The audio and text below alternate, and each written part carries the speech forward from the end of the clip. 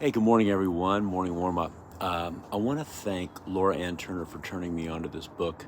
The book is called Super Attractor by Gabriella Bernstein. And specifically, yesterday I had a long drive, and so I was listening to it, and I was listening to chapter 3. So this stuff that I'm going to talk about today comes out of chapter 3, and in there she talks about the world. The world works on vibration and frequency, right? And we are all, carbon, and we are all human beings. We all have an energy, and we all have a vibration and a frequency. And so many times we don't get what we want because we're not vibrating in the right frequency. And there's these things that block our energy. And she shared in the book in chapter 3 7 things that we're not even sometimes aware of that block our energy. So today I'm going to share with you 3 of them, and then next Monday, my next warm up, I'll share the rest of them. And maybe you get a hold of the book in between now and then and read there in that chapter. But the other thing that she talks about in that chapter is how to transform those blocks. So real simple, couple things here that she talks about, which are energy blocks. And they're all based in basically these areas. And the areas are lack, doubt, comparison, and insecurity, right? Those create these energy blocks. So the first energy block is believing in lack, right? It was where you focus all the time on what you don't have.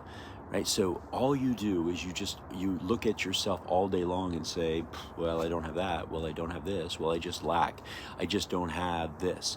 And what happens is you perpetuate that world for yourself, because that vibration, that frequency, and that energy that comes from those thoughts just generates more lack, right? And so you switch yourself to abundance. You move from lack to abundance. And maybe, I got to believe there's something that you are grateful for that you have today.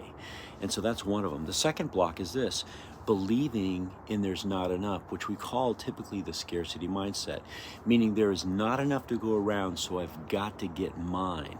That is not a good place to be. And that type of energy pushes people away.